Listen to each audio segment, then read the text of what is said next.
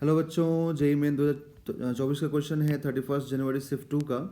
बच्चों देखिए इसमें क्या बोला गया, two blocks of mass 2 kg and 4 kg are connected by a metal wire going over a smooth pulley as shown in figure. The radius of wire is 4 into 10⁻⁻5 metre and Young's modulus of the metal is 2 into 10 to the power 11.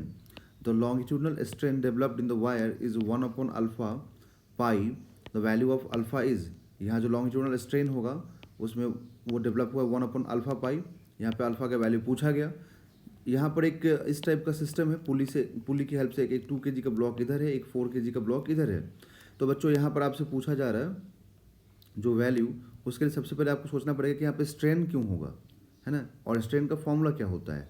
तो देखिए strain का जो formula होता है ये होता है change in length upon original length, change in length upon original length, ठीक है। तो यहाँ पर डेल्टा एल अपॉन एल, और यंग्स मॉडुलस को डिफाइन किया जाता है स्ट्रेस अपॉन स्ट्रेन। तो स्ट्रेस अपॉन स्ट्रेन और स्ट्रेस को डिफाइन करते हैं फोर्स अपॉन एरिया। तो फोर्स अपॉन एरिया हो गया स्ट्रेस, स्ट्रेन हो गया डेल्टा एल बाई एल। तो यहाँ से आप क्रॉस मल्टीप्लिकेशन कीजिए, इसको पूरा उठा के उधर लेके जाइए और y को इधर लेके आइए, तो force upon area upon y।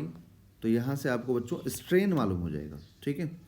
अब यहाँ पे क्वेश्चन ये उठता है कि स्ट्रेन होगा क्यों, है ना, स्ट्रेन क्यों होगा। तो देखिए यहाँ पे 4 kg का ब्लॉक है, तो ये 4 kg नीचे खींचने की कोशिश करेगा 4G से, और ये 2G से नीचे इधर खींचने की कोशिश करेगा।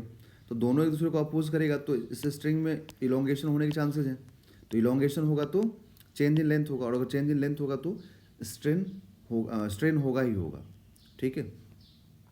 तो ये देखना पड़ेगा कि दोनों मिल करके कितने फोर्स से खींच रहे हैं, क्योंकि ये इधर, तो नेट फोर्स इस पूरे स्ट्रिंग पे कितना है ये हम लोग को निकालना पड़ेगा, ठीक है। तो ये एनएलएम का कॉन्सेप्ट यहाँ पर आ जाएगा बच्चों। और एनएलएम का कॉन्सेप्ट क्या बोलता है, देखिए एनएलएम का कॉन्सेप्ट ये बोलता है कि इस टाइप का कोई भी अगर बॉडी है, तो यहाँ पर जैसे फॉर एग्जांपल ये 2 kg की बॉडी है, और यहाँ पर जैसे मान लीजिए ये 4 kg की बॉडी है, तो ये 4 kg की बॉडी में ये 4G से नीचे खींच रहा है, और ये 2G से ऊपर खींच रहा है। तो यहाँ पर ये एक्सेलरेट इधर किया और ये इधर एक्सेलरेट, ठीक है।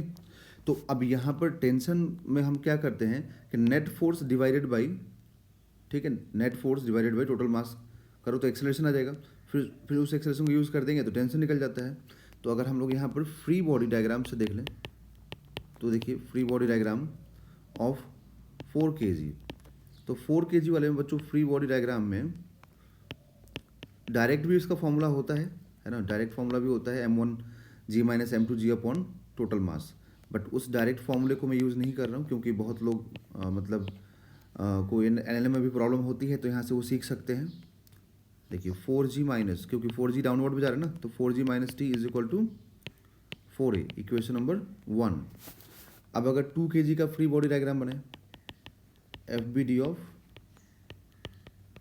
2 kg, तो 2 kg का फ्री बॉडी डायग्राम में देखिए 2G डाउनवर्ड में, टेंशन अपवर्ड, एक्सेलरेशन अपवर्ड में है, तो आप क्या लिखेंगे T माइनस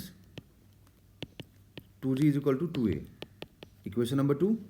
अब इन दोनों इक्वेशन को अगर हम ऐड करते हैं, इक्वेशन 1 प्लस इक्वेशन 2, तो देखिए यहाँ पर ये टेंशन कैंसिल होगा, और ये माइनस में ये प्लस में, तो इसका मतलब क्या हो जाएगा 4G minus 2G is equal to 4a plus 6a, क्योंकि ये दोनों तो ऐड होगा, क्योंकि इक्वेशन को ऐड कर रहे हैं हम लोग फाइनली। तो 2G इज इक्वल टू क्या आएगा 6a, then a is equal to 2G, G का वैल्यू 10 रख दीजिए upon 6, that is 10/3 metre per second square. अब इस एक्सेलरेशन के वैल्यू को आप या तो इक्वेशन 1 या इक्वेशन 2 में कहीं भी रख दीजिए। तो मैं इक्वेशन 2 में पुट कर देता हूँ, तो T माइनस 2G है ना, और 2G का G का वैल्यू रख दीजिए 10 is equal to 2 into a का वैल्यू रख दीजिए 10/3, then T is equal to 20/3 plus 20, that is 80/3 newton, 80/3 newton. तो इतना टेंशन मालूम हो गया हम लोगों को। अब जब टेंशन मालूम हो गया तो आप इसका वायर का एरिया निकाल लीजिए, क्योंकि वायर का अगर आप इन लार्ज व्यू देखेंगे तो वायर इस टाइप से है ना, तो आपको ये वाला एरिया चाहिए उसका, ठीक है। तो अगर एरिया आप निकालेंगे तो क्या लिखेंगे पाई r स्क्वायर, क्योंकि सर्कुलर दिख रहा है हम लोगों को, तो पाई और रेडियस कितना है 4 इंटू 10⁻⁻5 का whole square, that is 16 pi into 10⁻⁻10 metre square. ये एरिया हो गया। अब अगर एरिया मालूम हो गया आपको, ठीक है, यंग्स दिया हुआ है, तो हम स्ट्रेन निकाल सकते हैं। तो स्ट्रेन का फॉर्मूला क्या बोलता है, force upon area into Y. तो फोर्स का वैल्यू हम लोग निकाल चुके हैं 80/3 डिवाइडेड बाई एरिया, तो 16 पाई इंटू 10⁻⁻10 2 इंटू 10⁻11, ये यंग्स मॉडुलस हो गया। अब यहाँ पे कुछ पावर कैंसिल हो जाएगा, ठीक है, तो कुछ पावर कैंसिल होगा, तो और ये जो 80/3 है उसका 3 आ जाएगा डिनोमिनेटर में, ठीक है। तो 16 पाई इंटू 3 इंटू 2 इंटू 10 यहाँ पर रिमेनिंग रहेगा, क्योंकि यहाँ पे 11 है और ये -10 है। तो अब देखिए यहाँ से हम लोग क्या कर सकते हैं कि एक ज़ीरो कैंसिल कर दें, फिर ये 8 से 16 को कैंसिल कर दें, 2 हो जाएगा, तो 2 इंटू 3 इंटू 2 12 हो जाएगा। तो 1/12 पाई हम लोग को मिलेगा क्या, स्ट्रेन, ठीक है। और इसी को बोला गया कि ये 1/अल्फा पाई है। तो यहाँ से कंपैरिजन करेंगे आप, तो आफ्टर कंपैरिजन आपको अल्फ़ा क्या मिलेगा बच्चों, 12। तो अल्फ़ा का वैल्यू यहाँ पे हो जाएगा 12। तो यहाँ आप फिल कर दें 12, जिसका आंसर हो गया 12 बच्चों।